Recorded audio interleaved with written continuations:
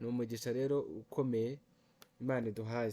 Ndashima Imana rero ko inyemereye kuza guhura namwe muri ano masaha, nagira ngo dutegure imitima yacu ubwo tugiye kuganira ku ijambo ry'Imana, ijambo rituruta, ijambo ryaremye isi, kandi ijambo Imana ivuga rigahindura ibintu byose, kuko iryo rivuzwe ryo rihindura ibintu byose. Ibindi byo biravugwa ntihagire impinduka ziba, n'izibaye zigerekezwa n'imbaraga zindi, ariko ijambo ry'Imana ryo rivugwa rikagira imbaraga. Ijambo ry'Imana ryaremye isi kandi n'ibiriho byose byaremye. Tugiye gusenga Imana, dutangire kuganira namwe muri aya masaha. Imana idufungura imiryango. Reka dusenge Imana.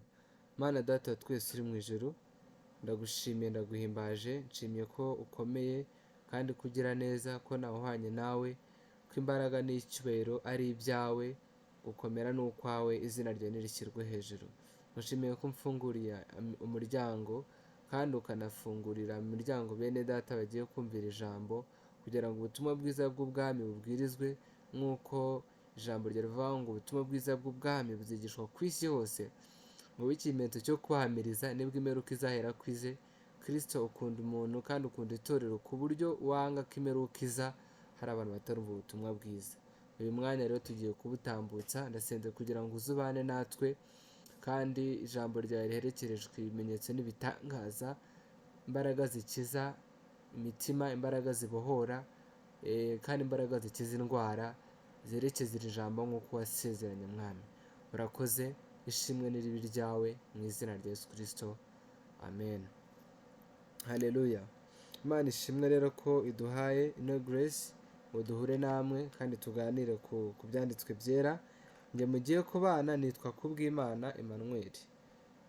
Nanjye ndi umunyeshuri hano mu mwaka wa 3 ishami rya medecine, nkaba ndi naturutse muri ministeri y'ivugabutumwa Big Evangelical Network. Aho tugiye kuza rero kuganira namwe ku magambo y'Imana afite topic cyangwa intego y'icyigisho y'uyu munsi. Tugiye kuganira ngira ngo twese aho turi tube attentive, dutege amatwi, haba abari kutwumva bicaye cyangwa ari kutwumva bigendera, ahantu waba uri bigashoboka yuko ijambo ry'Imana waryumva. Nagira ngo usabe kugira ngo uze kuba attentive. Tugiye kuganira ku mutwe uvuga ngo inkuru y'ukuri ihesha agakiza, cyangwa inkuru y'ukuri ihesha ubugingo buhoraho. Icyo kintu tugiye kuganira, inkuru y'ukuri ihesha agakiza, kandi ako gakiza ariko kageza ku bugingo buhoraho. Kuko abantu benshi bita agakiza imibereho myiza, bita agakiza patena mwiza, fiance mwiza, girlfriend mwiza. Mu by'ukuri bagira ibindi bintu bita ko ariko gakiza bitewe n'ikintu umuntu akeneye. Hari umuntu umwe wigeze utubwira uburyo abonye imibereho myiza ari ryo juru rye, kandi ntabwo ari no wenyine, hari abantu benshi bafata ko imibereho myiza ari ryo juru ryabo. Ariko basically urushako rwiza niko bavuga ngo ni ijuru rito, ariko byo ni nako biri, ni ijuru rito. Ariko agakiza k'ubugingo bw'iteka, ubuzima nyuma y'ubu buzima, ubuzima Imana yasezeranyije abayikunda. Kuko tuzi neza kandi n'abakera barabizi yuko batigizaga yuko nyuma y'ubuzima hari ubundi buzima. Bari bazi ko destination y'ubuzima bwa muntu itarangirira ku isi, bakabihamya rwose cyane, kugeza n'ubwo ba Enoki yahisemo nawe ari uwa karindwi uturutse kuri Aburahamu, yari azi neza yuko ubuzima bwe butari ubwo ku isi.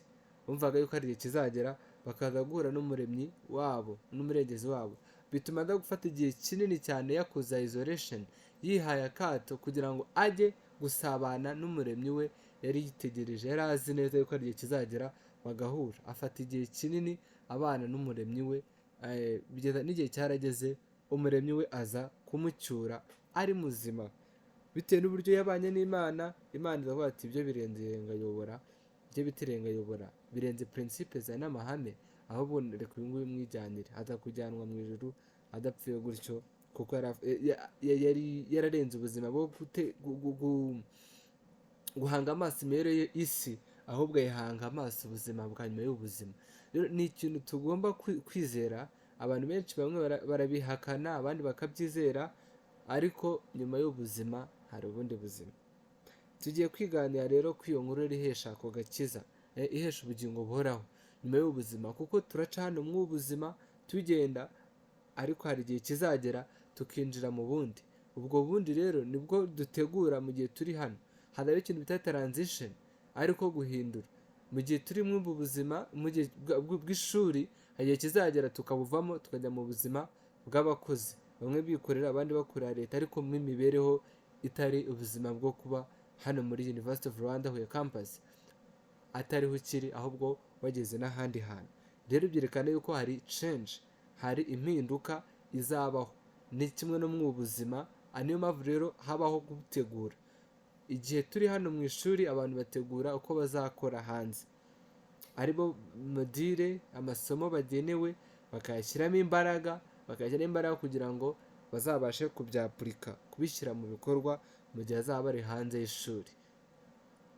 Natwe rero mu buzima turimo, harimo igihe cyo guhitamo amahitamo yacu, ya nyuma y'ubuzima.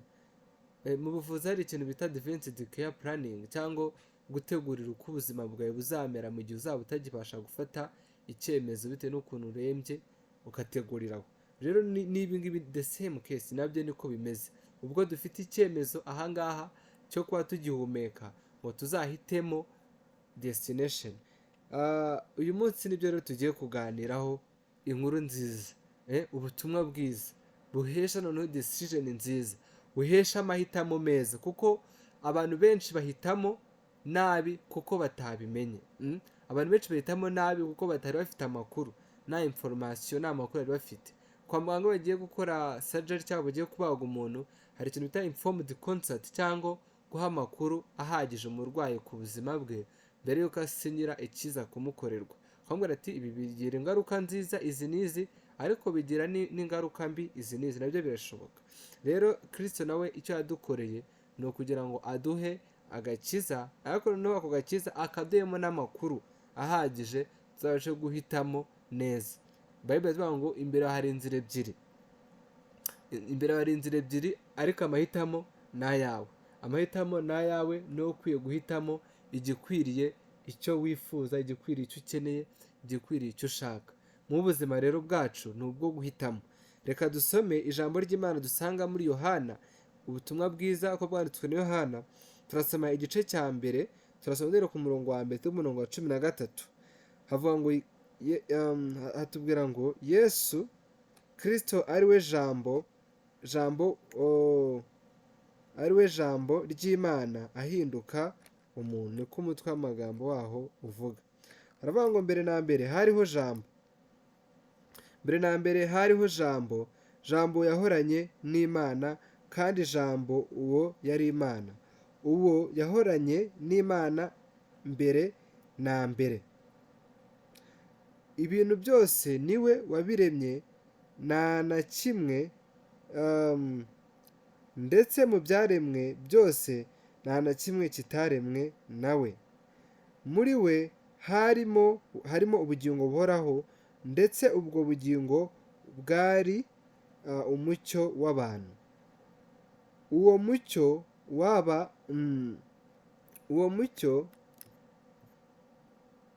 mucyo uvira mu mwijima, ariko umwijima ntiwawumenya. Hariho umuntu watumwe n'Imana witwaga Yohana. Uwo yazanywe no guhamya iby'uwo mucyo, ngo atume bose bizera. Icyakora uwo si we wari umucyo, ahubwo niwe wahamije iby'uwo. Uwo mucyo niwe mucyo nyakuri, kandi ubwo nibwo yatangiraga kuza mu isi ngo amurikire umuntu wese. Yari mu isi ndetse niwe wayiremye, nyamara ab'isi ntibamumenye. Yaje mu bye, ariko abe ntibamwemera. Icyakora bamwemeye bose bakizera izina rye, yabahaye ubushobozi bwo kuba abana b'Imana. Abo ntibabyawe n'amaraso cyangwa n'ubushake bw'umubiri cyangwa n'ubushake bw'umugabo, ahubwo babyawe n'Imana. Amen. Imana ishimwe. Reka tube turekeye hano, ahandi turakomeza kugenda tuhasoma. Tumaze gusoma iri jambo ritubwira uburyo Kristo ari we jambo ry'Imana yahozeho. Ijambo rya Kristo hano riraduhamiriza ko ataje ubu ngubu, ahubwo no yari ariho muri infinity, yari ariho igihe cyose mbere y'uko ibihe bibaho, no mu gihe cy'ibihe nabwo aza kubaho, muno present aza kubaho.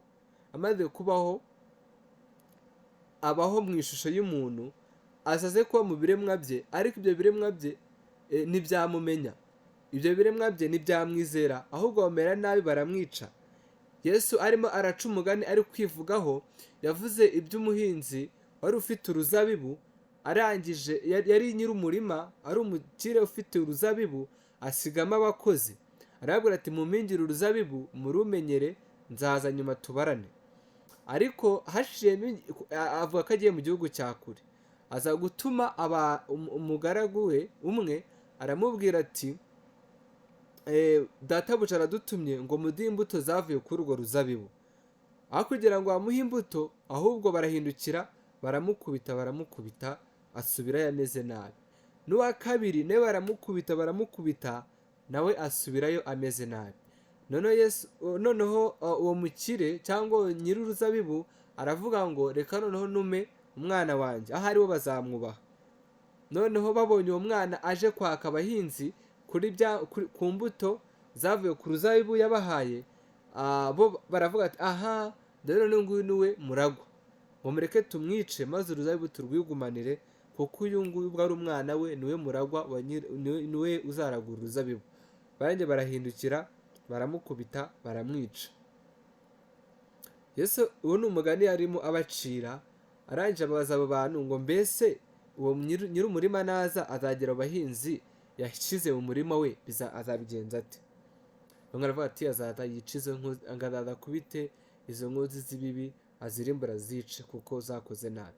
Yesu aravuga ati aha, ngo mubyivugiye neza, kuko yarimo yisobanura uburyo nyir'uruzabibu cyangwa Uwiteka ari we washyizeho aba bantu, abashyira ku isi, abaha n'umurimo wo guhingira isi no kwitaho no kwifata neza, abahana commandment yo kororoka, ababwira ibintu byinshi byo gutwara isi, kuyobora ndetse no guhingira uruzabibu, ko dusanga mu gitabo cy'itangiriro igice cya mbere mu 26, ubwo Imana yakoze inama mu ijuru ivuga ngo tureme umuntu ngo agire ishusho nk'iyacu, ase natwe, noneho ngo anatware ibintu byose, abiyobore kandi abitegeke.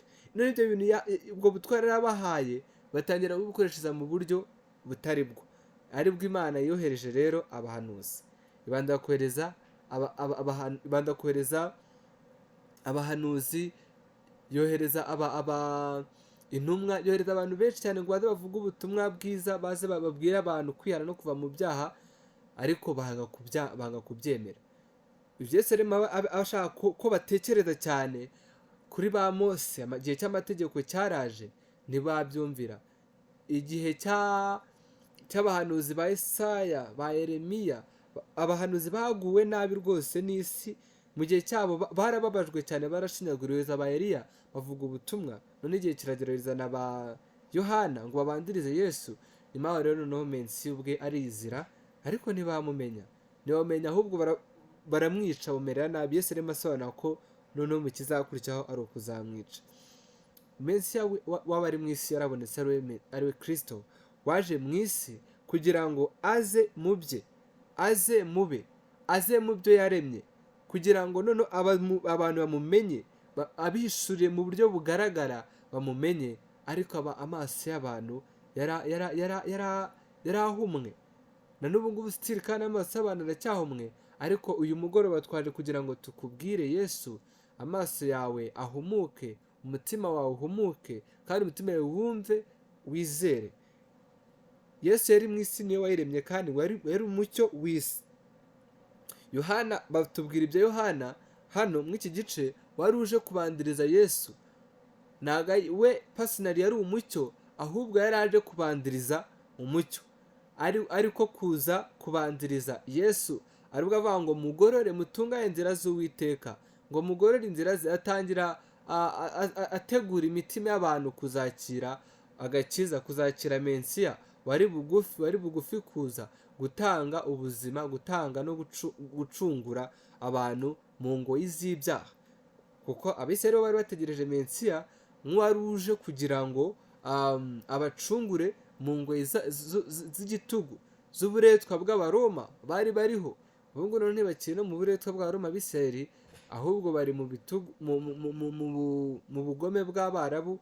So ni byinshi cyane, bo na n'ubu sikiri baguwe nabi, ariko rero bari bategereje Mensiya nk'uwari uza kubavana mu gitugu bari bariho cy'Abaroma. Nawumenya ariko we azanywe n'iki? Kugira ngo akize ububata, abohore ubuzima n'ubugingo bw'abantu bwari bupfiriye mu bubata bw'ibyaha. Ariko ntibamenya, ariko icyari kimwe ni ukugira ngo abamwemera bose bizere izina rye babone ubuzima, babone ubugingo bw'iteka. Ariko biri tubwira ngo icyakora ngo abamwemeye bose bakizera izina rye yewe ubushobozi bwo kuba abana b'Imana. Iki ni cyo cyazanye Mensiya, kugira ngo abamwizera bose babone ubugingo bw'iteka. Mbere hari ibitambo.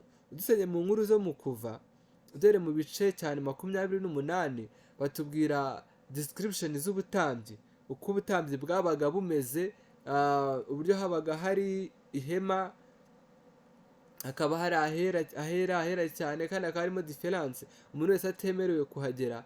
None n'abatambyi bahageraga nabo iyo utemerwaga warahagwaga, warahapfiraga.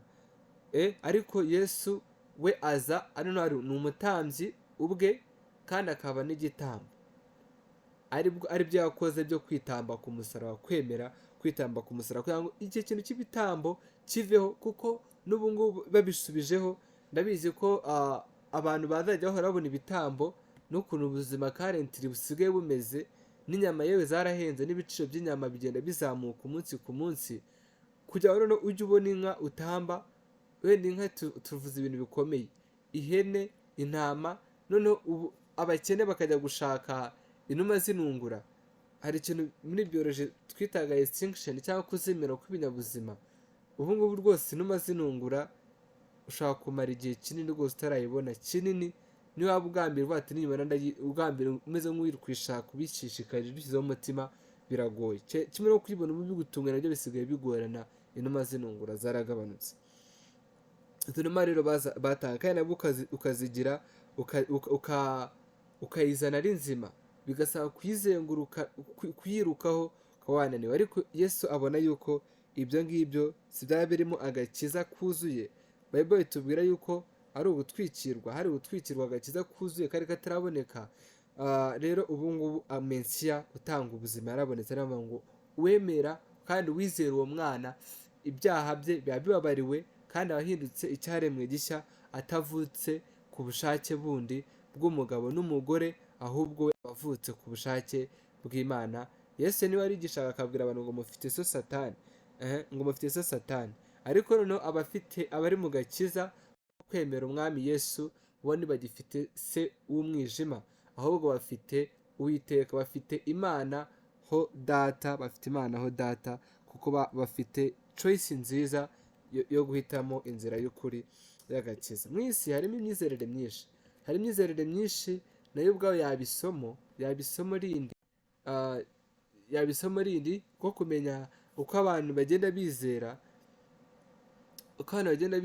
imyizerere itandukanye, ama nations menshi. Wenda dushingiye kwino myizerere yo ya mama yageze kure, wenda dufite Christianity 31%, tugasaba dufite na Islam dufite 21%, tugasaba dufite rya dini ry'Abahindu maybe kari 8 n'ibice, idini ry'Abahindu tugasangamo n'idini rya Buddhiste.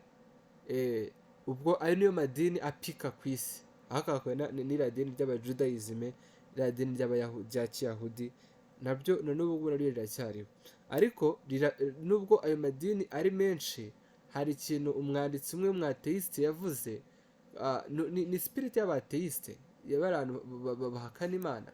Aravuga ngo nk'uko ufata inzovu, inzovu ngo umwe agakora ku mutonzi, nawe agakora ku kaguru, nawe agakora ku nda, nawe agakora ku murizo, ngo wese akavuga ngo uko yabyumvishe.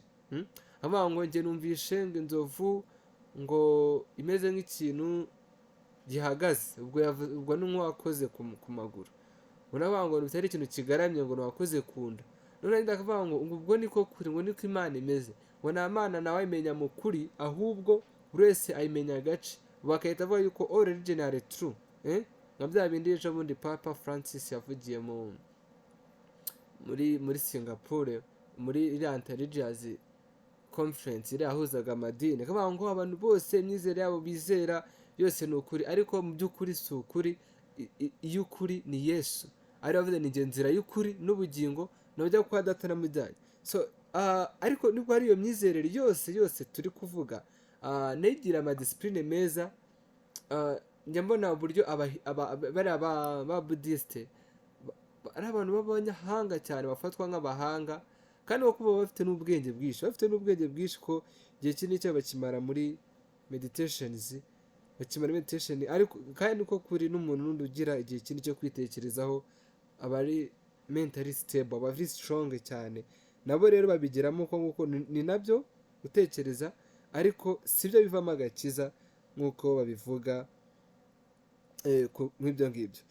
Wow, reka dukomeze tuganira ku iri jambo, turi kuganira ku nkuru nziza ivamo agakiza kandi itanga ubugingo buhoraho, aho tugiye kuganira ku nkuru z'abagabo batatu bonyine. Nkaza kwita nisoreza icyigisho cy'ino mugoroba. Tubanza turebe ku witwa, turaza kureba kuri Sitefano, tuza none no kuri ziriya ntumwa Petero na Yohani, Petero na bagenzi be, igihe barimo bavuga ubutumwa bwiza. Aricyo kintu cyatumaga bashira amanga, kuko bari bazi imbaraga ziri behind. Ubundi akenshi iyo udafite ikintu pushing, udafite imbaraga zigusunikira ikintu, iyo ugize akantu kaguca intege gato, uhita ugivinga up, uhita ucika intege.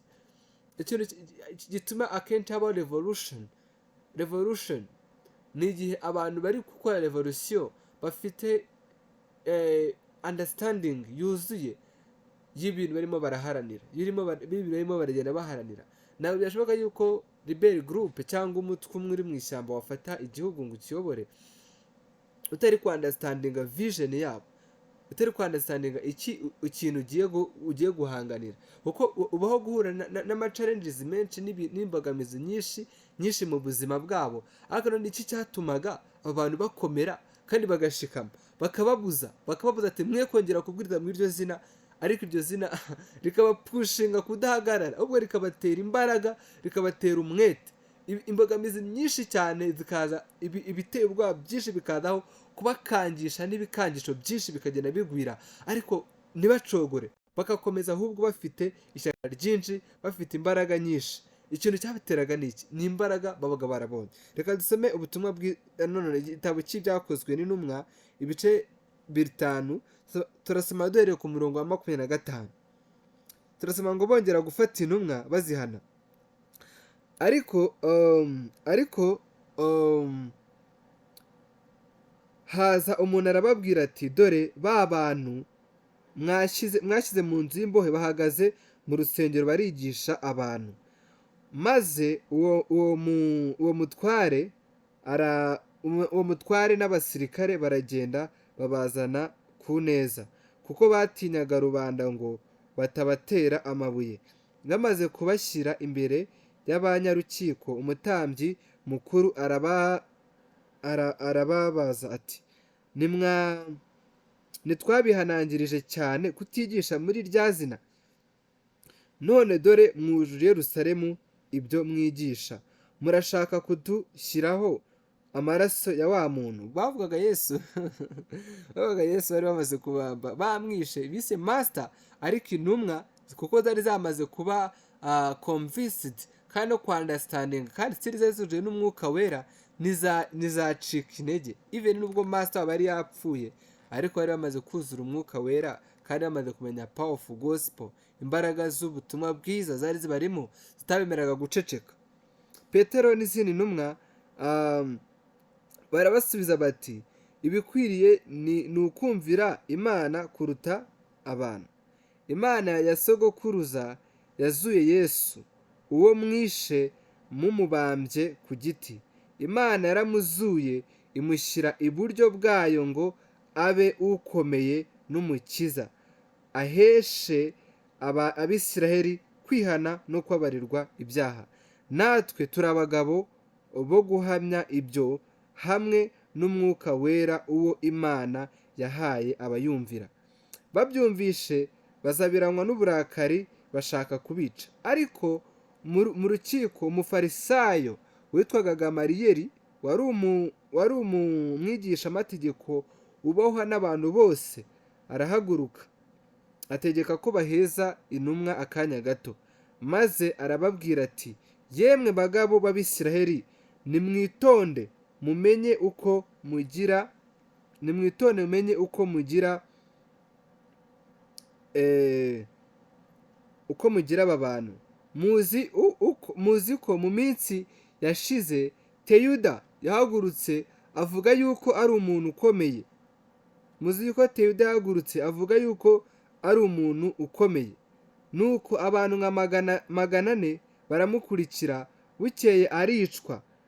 Abamwumviraga bose baratatana bahinduka ubusa. Hanyuma ye mu minsi yo kwandika haduka umunyagalilaya witwaga Yuda, agomesha abantu benshi, baramukurikira nawe aricwa, n'abamwumviraga bose baratatana. Kandi none ndababwira nti muzibukire aba bantu mubarekure, kuko iyi nama n'ibyo bakora nibiba bivuye ku bantu bizatsindwa, ariko nibiba bivuye ku Mana ntimuzabasha kubatsinda. Mwirinde mutazaboneka ko murwanya Imana. Baramwumvira, nuko bahamagaza intumwa, barazikubita, bazibuza kwigisha muri rya zina, mu izina rya Yesu, maze barazirekura. Ziva imbere y'abanyarukiko zinejejwe nuko zemerewe gukorwa n'isoni bazihora iryo zina. Nuko ntizabasha kwigisha no kuvuga, nuko ntizasiba kwigisha no kuvuga ubutumwa bwiza bwa Yesu Kristo iminsi yose mu rusengero n'iwabo. Amen. Imana ishimwe cyane. Tumaze gusoma izi nkuru zitubwira uburyo Petero n'izindi ntumwa bashize amanga yo kuvuga ubu butumwa bwiza. Kubera iki bababujije kubuvugamo, ahubwo bagahagaruka, ahubwo bagahita bagenda kubuvuga ntibasibe. Kandi ikindi bagakubitwa ibiboko bakagenda banezerewe kuko bahowe ibyo ngibyo barimo baragenda bakora. I don't know, this generation ni ahantu ubutumwa bwiza cyangwa kwitwa umuvugabutumwa, kwitwa umukozi w'Imana biba pride no guhabwa poste nziza n'izina ryiza n'icyubahiro cyiza. Ariko nyamara kwitwa kuba umuntu ministeringa cyangwa ukora icyo witirirwa bikaba indi case, bikaza kuba ikindi kintu. Izi ntumwa zo zari zaramaze kwakira ubutumwa bwiza, bumenya imbaraga ririmo, ko ari imbaraga ihindura umuntu kandi ihesha agakiza uwizera wese, akava mu bubata bw'icyaha akaba umwana w'Imana, kandi aho izina rye ryanditswe mu gitabo cy'ubugingo, kandi aho rihesha ibyiringiro bidashidikanywaho by'ubugingo bw'iteka. Aho umuntu yaba muri iyi si avuga ati ndi mu isi, ndi umugenzi, ndi umucumbitsi, siyo gakondo, yego ndayibamo mfite imibereho myiza, ariko ndateganya ko hari ahandi nzaba, kari destination mfite yindi itarano mu isi. Iziriya ntumwa zo zabagaho icyo gihe ziri kwihangira amaso ubuzima zizabamo nyuma yo gupfa, zikaba zibaho gusa na Kristo. Ziba zitekereza ko ari igihe kizagera zigasa na Kristo, zigahura nawe. Turabona mu minsi yashize mu bihe byashize by'ibinyejana n'ibindi byakurikiyemo ikinyejana cya mbere n'ubundi n'ikinyejana byakurikiyeho wenda mbere y'ataraza heresi, aho habaga hari ukurenganywa cyane cyane kuri bariya bami b'abaroma ba mbere, kugera kuri Constantine. Usibye Constantine utarakoze persecution, utararenganyije itorero, ariko bariya bami b'abaroma cyane cyane umwami wabo umukuru wabo rwose wabikabije ni Nero, ari wakoze ibibi cyane bikabije mu itorero, abica barenganya, hariho ukurenganywa, gukubitwa, ukumeneshwa, birukanwa bajya mu bihanamanga, bajya mu butayu, bava mu bantu rwose.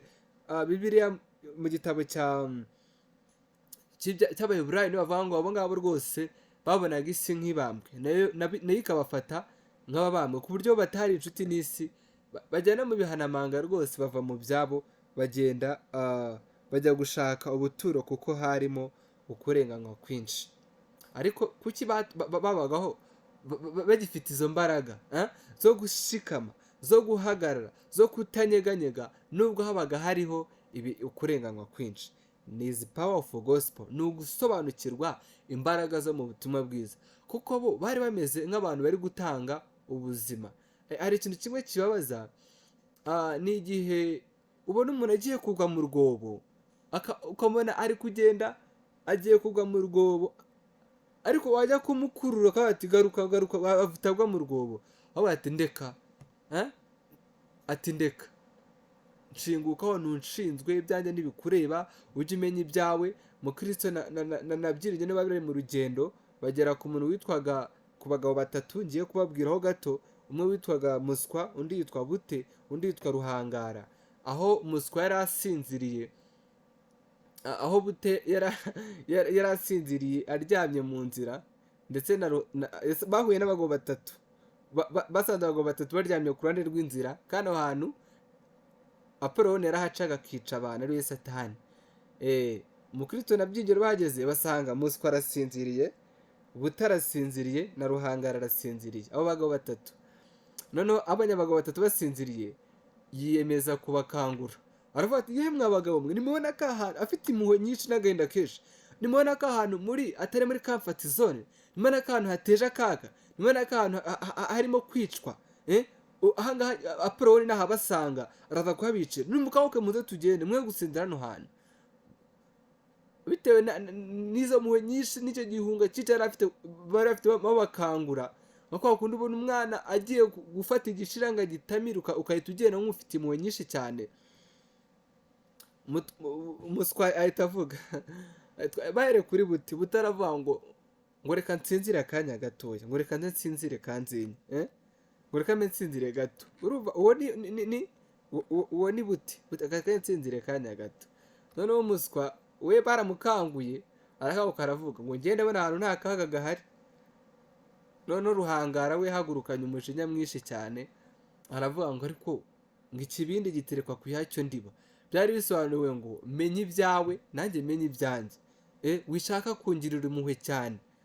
Niko rero bimeze mu gihe ko abakozi b'Imana bavuga ubutumwa bwiza bamererwa na word n'isi, kuko hari umuriro, hari ibyago byinshi mu nzira iri kure y'agakiza, harimo ibyago byinshi, harimo kubura ubugingo, harimo kuzarimbuka no kuzaka no kuzajya mu muriro w'iteka, umuriro utazima, mu gihano cy'abanze kwakira agakiza no kwakira impano y'agakiza ariyo yatangiwe muri Kristo Yesu. Bamwe baravuga ati nk'abo bameze nka Bute, baravuga ngo reka nze mbe ndi mu byaha akanya gato nzagaruka, ngo reka mbe ninezeza gato, I will come, postpone, ukagenda postponing, ugenda utanga igihe, ndabona igihe cy'igihari, reka maye nangize university, kamande ry'ubusore bwanjye, kamande rye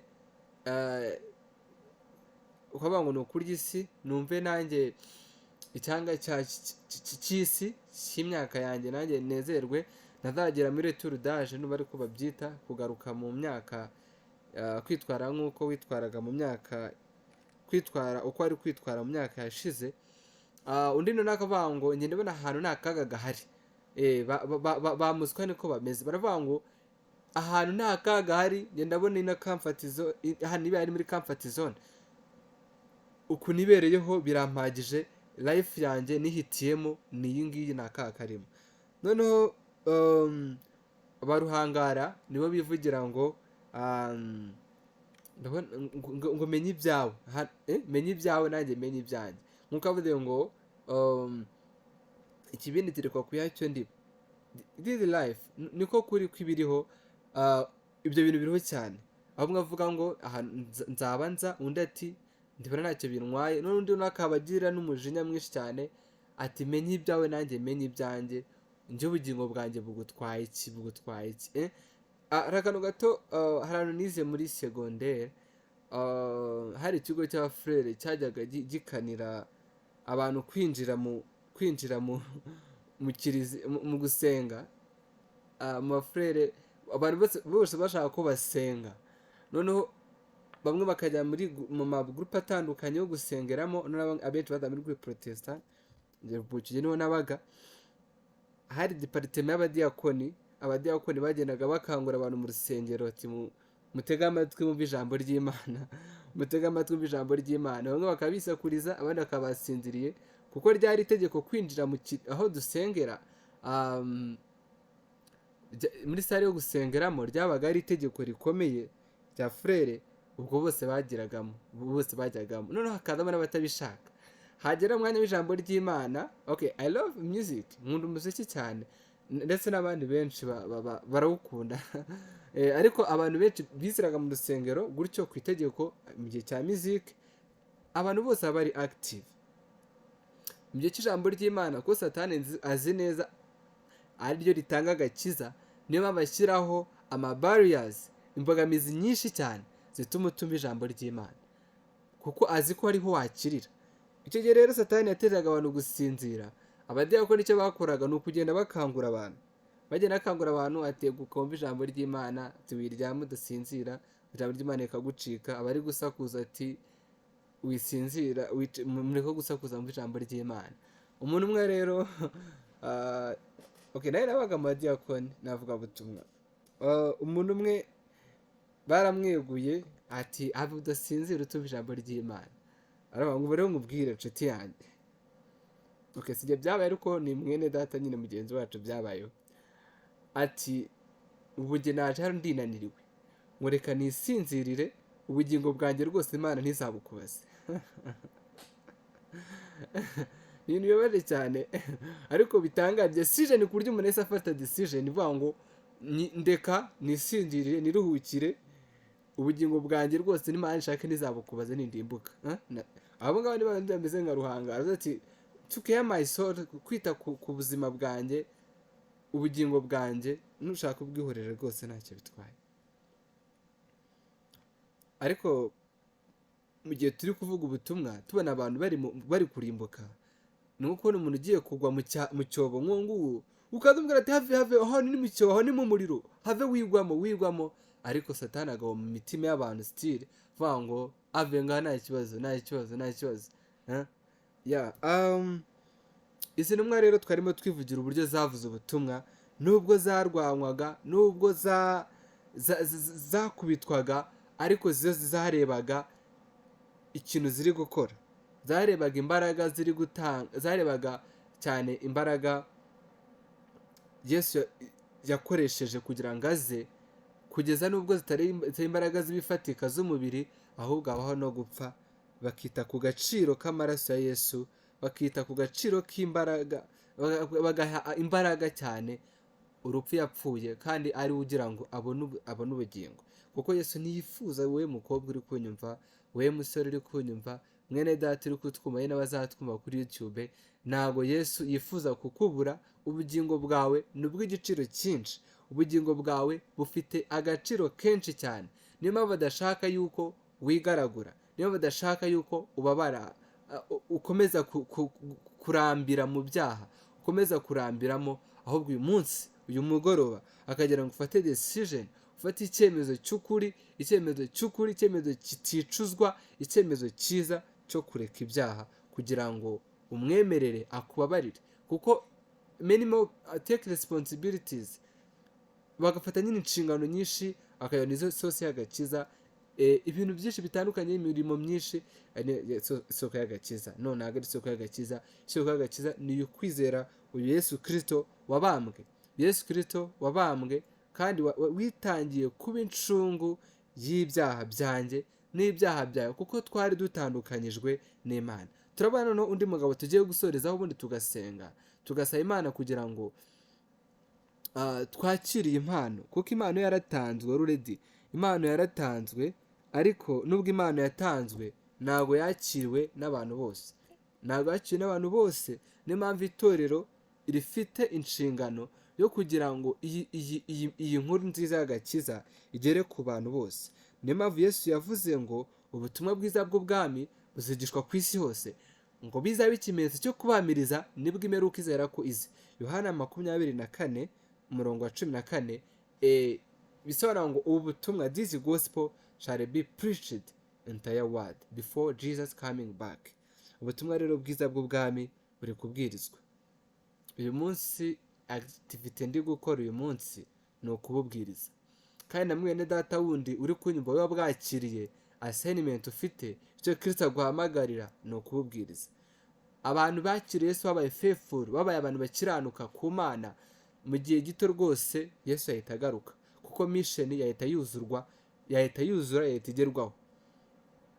Muri kariyeri yawe uri kwiga kuzakora hano, abari muri kariyeri y'ubuyobozi, ubuvuzi ndetse n'itangazamakuru n'ibindi bintu bitandukanye, ubikoze neza mission yakuzura, ubutumwa bwiza bukagera ku bantu bose, kuko tubona nations, amahanga, amoko y'imiryango bari mu isi, tribes menshi ataragerwaho ubutumwa bwiza.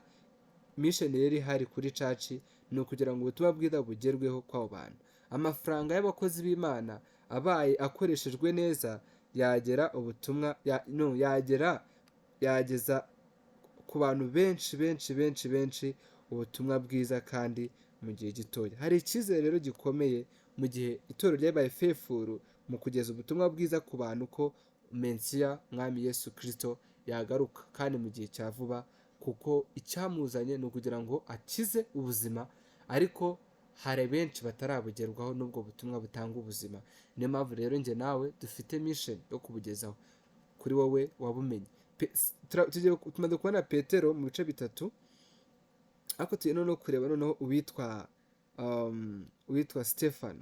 We wabuvuze rwose agerwaho naho apfa, apfa abuzira rwose, apfa abuzira, atanga ubuzima bwe. Naho twe abakozi b'Imana b'iyi minsi ntabwo turaba proud na mission Kristo yaduhaye, kugira ngo noneho dutangire tunayizire, igihe tutaranayemera ngo twemere no kuvunika ku bwayo, twemere kwinvestingamo igihe rwose, twinvestingemo na skills, intelligence, knowledge dufite, tuzihuze n'ubutumwa bwiza. No mu gihe kiri imbere dutangira kugira amafaranga, mission tuyishyiremo ubwo bwenge, igihe cyacu no dushyiremo n'amafaranga, kuko mu gihe abakozi b'Imana n'ubutunzi bwabo bwose bwakoresherejwe Imana, mu gihe gito twahita dufata big part of the world, tukayinfluenza mu gihe twabaye faithful. Reka dusome iri jambo ry'Imana tubone ngo bicisha Sitefano amabuye. Turasoma mu bice 7 nk'uko nabivuze, duhereye ku murongo wa 54. Aravuga ngo babyumve ni ibiki bari bumvishe, ni ubu butumwa Sitefano yarimo ahamya ubwo butumwa bwiza. Reka wenda mpereho ibyo yavuze, duhereye ku murongo wa 47, umurongo wa 48, kugira ngo twumve ibyo bumvishe bagahita bazabanywa n'uburakari, kugira ngo nubwo ugera aho bica Sitefano. 48 aravuga ngo nyamara isumba byose niba mu nzu yubakishijwe n'amaboko, nk'uko wa muhanuzi yavuze ati, ijuru ni ryo ntebe yanjye, isi niyo ntebe y'ibirenge byanjye, muzanyubakira nzuki? Niko Uwiteka ababaza, cyangwa nzaruhukira hantu ki? Mbese intoki zanjye sizo zaremye ibyo byose? Yemwe abatagonda ijosi mwe, abatakebwe mu mitima no mu matwi, iteka murumva umwuka wera, iteka murwanya umwuka wera. Uko ba sekuruza wanyu bakoraga niko namwe mukora.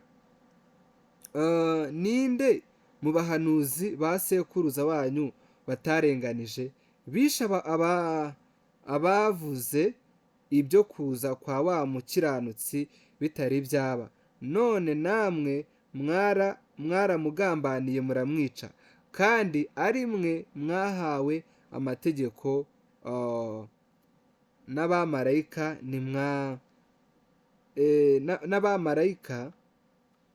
nimwayitondera. Mwahawe amategeko n'abamarayika nimwayitondera.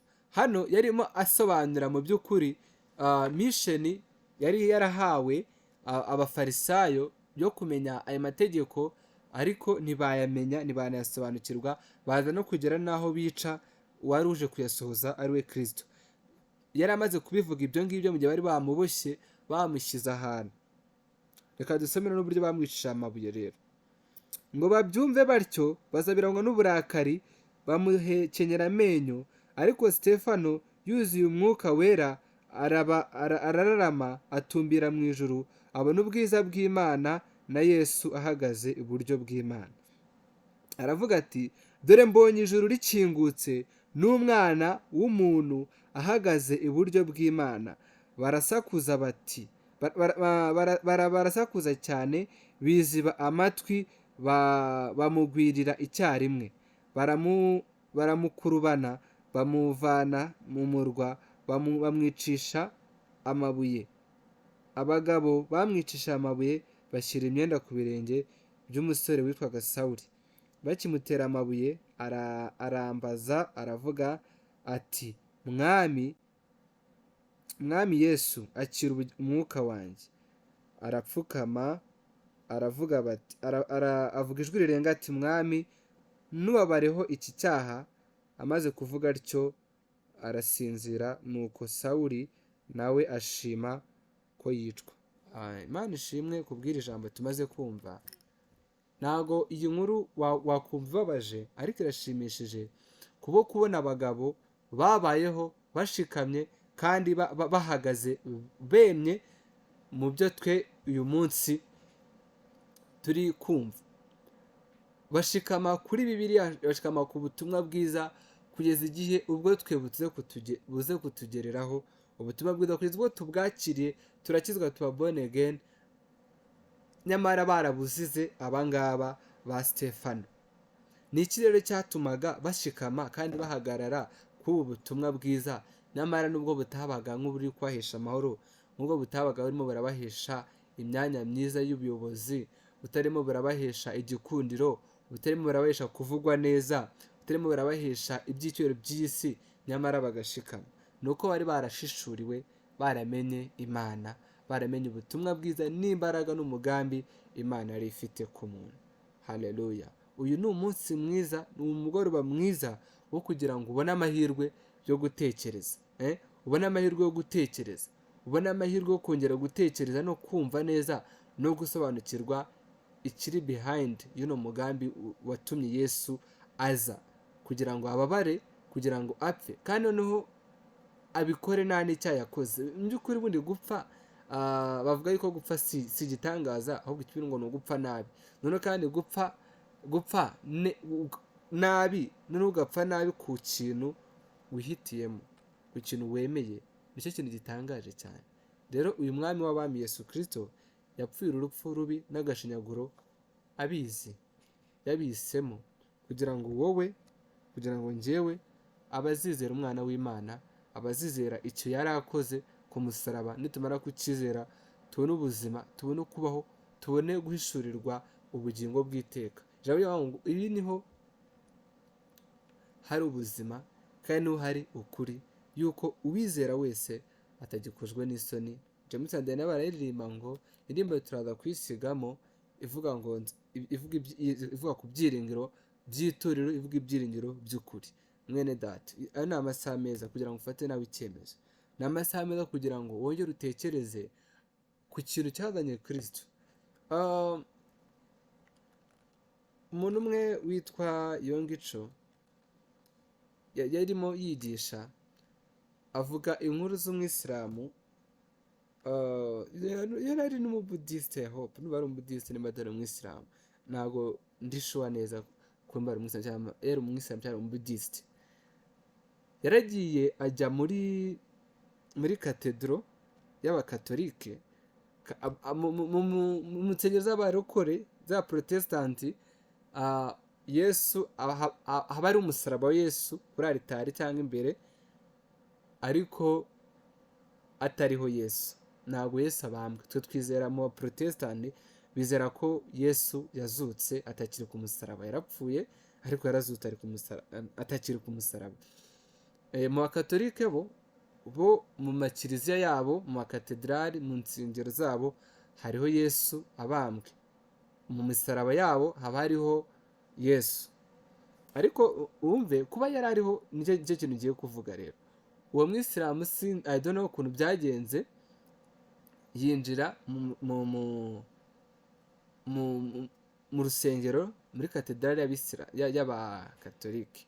Akigera ahita abona Yesu abambwe ku musaraba. Akimara kumubona ahita atangira gutekereza ho cyane. Yumva ijwi rimubwira ati Jesus ziriyo. Ngo ibyo ubonye nibyo, ibyo ubonye ni ukuri, uwo Yesu yarabayeho kandi yarabambwe. Ahita yizera uwo mwanya, arahindukira ajya kwizera Yesu. Ava mu myizerere ipfuye yo kwizerera muri Muhammad nkuko babivuga, kwizerera mu mateori ababudisite, kwizerera mu mahame meza, ibindi bintu nk'ibyo ahubwo aza kugera ku musaraba. Ijwi riramusura riramusanga rimubwira yuko uwo Yesu koko ariho kandi ari ukuri. Icyo gihe yahise afata decision yo guhindura, yo gucenjinga umurongo yari arimo, ahinduka umukristo, arizera. Nta kintu rero kibaho kubw'impamvu y'ubusa, ahubwo icyo cyose kibaho ni impamvu y'ukuri, ni impamvu Imana iba yateguye. N'ano masaha rero wumvishe Kristo ko ari utanga ubuzima, ari utanga agakiza, kandi inzira y'ukuri yarabonetse. Inzira y'ukuri yarabonetse, ni ukwizera gusa, nicyo cyonyine. Kuko mu kwizera no mu kwatura amagambo tuza gusoza tukubwira, we mwene data wumvishe ijambo, uza kwizera bikaza kuguhindurira ubuzima kandi bikahinduka imbaraga mu buzima bwawe. Inyota yindi, ya nyota yindi, kuko mu buzima bw'abantu habamo inyota nyinshi. Inyota yo gukira vuba, inyota yo kumenyekana cyane, inyota y'amapozisiyo meza mu kazi, n'ibindi bintu byinshi cyane igashira. Noneho iyo ngiyo niba n'inyota y'ibyo si n'ibyaha, gutera imbere n'ibindi, no problem. Ariko ikibi n'inyota y'ibibi, y'ibyaha, amarara adashira, ibintu nk'ibyo. Ariko hari Yesu uyu nguyu turi kuvuga, ari we kumwizera bitanga ubuzima kandi bihindura icyerekezo cy'ubuzima bwawe. Ubwa bubata wari urimo, wa mugozi wari uboheyemo, uyu munsi ukaza kubohorwa n'uyu Yesu turi kuvuga, ari we wabambwe, ariko none akaba yaranapfuye akanazuka kugira ngo aguhe agakiza, kugira ngo aguhe ubuzima wowe uzamwizera. Kuko uwizera wese ntagikozwe n'isoni.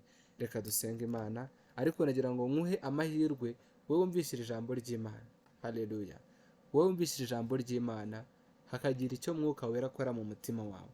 Ntabwo njye naza hano kuri ino radiyo kukubwiriza kugira ngo nkwemeze, nkonveke. Ahantu bagira ururimi rukonveka cyane, na speech cyane ziri politiko zikonveka abantu. Icyandanye uyu munsi ni nkubwire Yesu, kandi Mwuka Wera aherekeza ijambo. Ntabwo ijambo riza ku busa, hari icyo Imana iba yagambiriye. Nagira ngo we Mwuka Wera yakoze ku mutima, ukaba wifuza guhindura, kwanga inzira yo kurimbuka ugahitamo inzira y'agakiza, ariyo nzira yabonetse. Haleluya. Ariyo nzira yabonetse, ariyo nzira iboneka muri Kristo Yesu. Uyu mugoroba fata iki cyemezo. Reka mbaze nk'uyu mwanya witekerezeho kandi uha umwanya Imana mu mutima wawe. uha umwanya umutima wawe, kuko nta kintu kibaho nta mpamvu, nta kintu kibaho nta mpamvu, ahubwo ikintu cyose Imana iba yagiteguriye impamvu, kugira ngo uze kubona ubuzima, kugira ngo uze kubona agakiza, kugira ngo izina ryawe uyu munsi, ayishuwa yuko uyu munsi warara ubaye umwana w'Imana, warara ubaye umwana w'Imana. Ibya kera byabishize. Ijambo ry'Imana ngo umuntu wese uri muri Kristo Yesu abaye icyaremwe gishya. Ibya kera biba bishize, abahindutse icyaremwe gishya. Uyu mugoroba rero uri kunyumva, unyumvire kuri radiyo cyangwa unyumvire kuri YouTube, hari amahirwe akomeye cyane yuko wahinduka icyaremwe gishya. Wewe wa kera rwose ugahinduka, ku buryo abantu bari bakuza imbere bamenya ko wahuye na Mensiya. Umusamariyakazi igihe yahuye na Mensiya yagendaga aririmba ati nahuye na Mensiya, ngo ni mwari munzi, narahindutse ubu ndi mushya, uko mwari munzi siko nyiri, kuko yari yarahuye na Mensiya kandi arabihamya. The same rero kuri wowe mwene data, wowe mushiki wanjye, wowe mukuru wanjye, murumuna wanjye, kubundi uta nubwo ari bake, ariko nagira ngo ubwire yuko uyu mugoroba Yesu yakora ikintu gikomeye mu buzima bwawe, wowe wa kera ugahinduka mushya, kandi ugahinduka uwo kubonera kandi utunganye, kandi unasohoza icyo Umwami Yesu Kristo yakuremeye.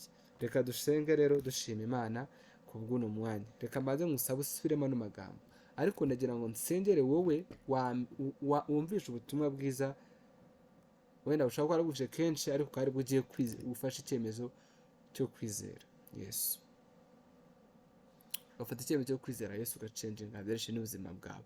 Reka dusubiremo ano magambo. Uvuga ngo Mwami Yesu, maze kumvira ijambo ryawe, menya yuko ndi umunyabyaha, kandi ko icyakuzanye ari ukumpa ubugingo buhoraho. None Mwami, izina ryanjye urivane mu gitabo cyo kurimbuka uyu mugoroba, uryandike mu gitabo cy'ubugingo. Mwami Yesu, ndakijijwe, mbaye icyaremwe gishya. Izina ryanjye rive mu gitabo cyo kurimbuka, ryandikwe mu gitabo cy'ubugingo. Mwuka wera unyobore kandi unshoboze. Mana Data unyakire. Mwami Yesu, nizereye muri wowe. Nawe Satani, kuva uyu munsi sinyura umukozi wawe, njye niyeguriye Kristo, niwe mpaye ubuzima n'imbaraga zanjye, niwe ngiye gukorera.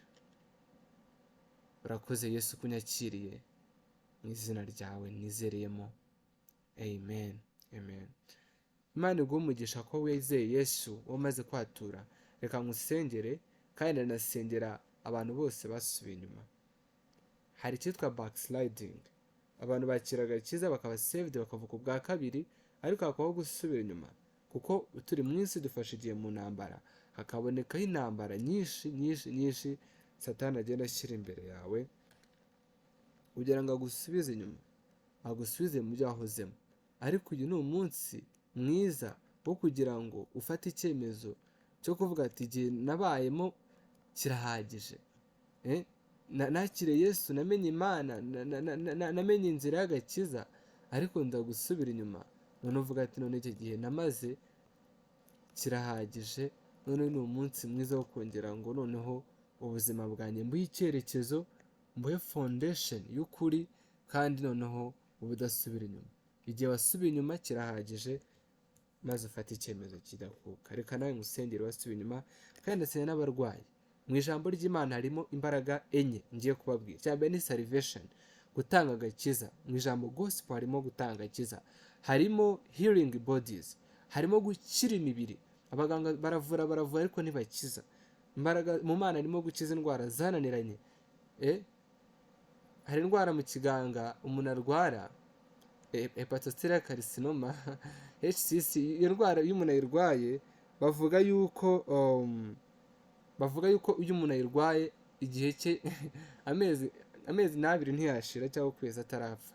Iyo bayimubonyemo rwose gupfa kwe biba biri hafi. Ariko muri Yesu no mu butumwa turi kubabwira, harimo gukira izo ndwara zose mu buryo bwose. Kandi harimo ikindi cyitwa deliverance, kubohoka.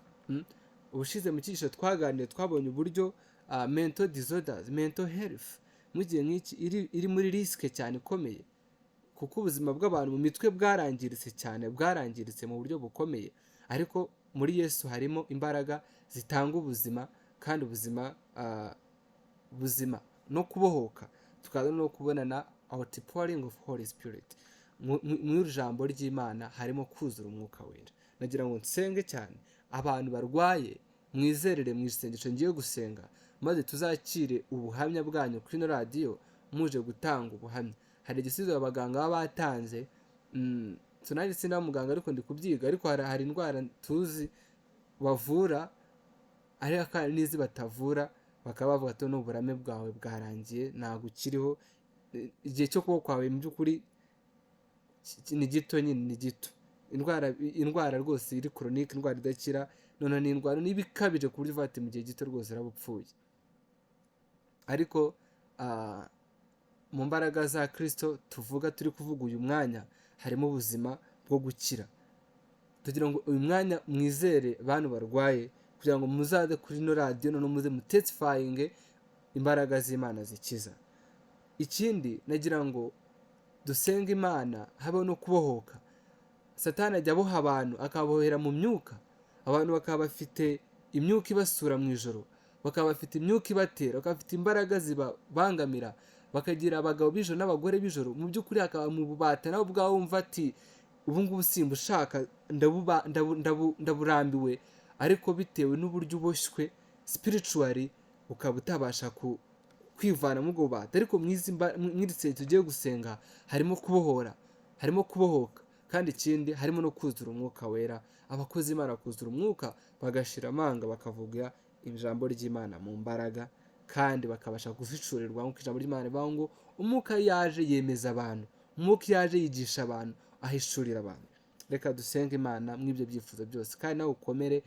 N'uwizeye mu kanya turi gusenga muri jambo yakegera abakozi b'Imana mu association ya Kristo ari muri campus, aterana ku cyumweru, akajya mu iteraniro, akiga umubatiza, akabatizwa, agakomeza n'abandi bizera, agakorera Imana, akiga kuririmba, akajya mu makorari, mu badiyakoni, akiga gutanga amaturo no gukorera Imana mu butunzi n'imbaraga ze zose, kugira ngo ubwo Kristo azasange yaragwije n'imirimo, kuko mbere ni ukwakira Yesu, ubundi agakurikiraho no kugwiza imirimo. Reka dusenge Imana.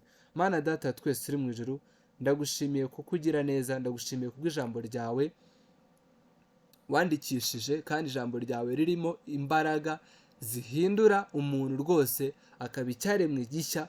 Ububata bwose, imbaraga z'umwijima ziba zaraboheyemo abantu, mu mbaraga zawe zo mu butumwa bwiza hakamo kubohoka Mwami.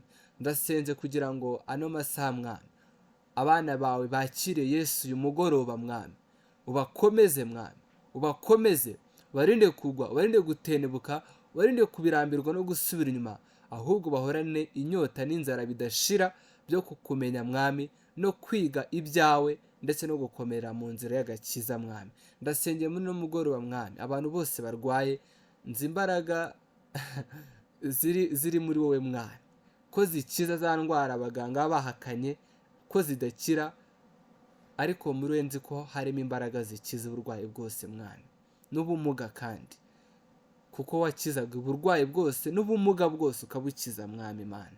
Uyu mugoroba reka utange gukira, reka utange ubuzima Mwami, kandi nzi imbaraga zibohora ababoshywe n'imbaraga z'abadayimoni, imbaraga z'umwijima zose Mwami.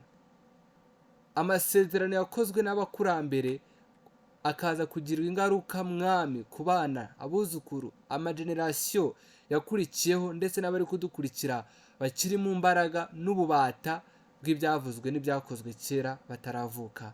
Ndasenze kugira ngo izo mbaraga zose Mwami uzinyeganyeze, maze Mwami ubohore abantu bawe, ibyari bibaboshye byose Mwami umugoroba ubibohore Mwami.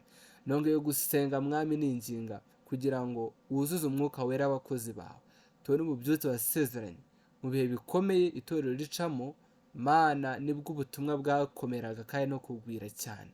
Reka ukomeze abakozi bawe kandi ukomeze itorero ryawe rikorera hano muri kaminuza ndetse n'abakorera hanze hose aho ubutumwa bwiza babasha kugera.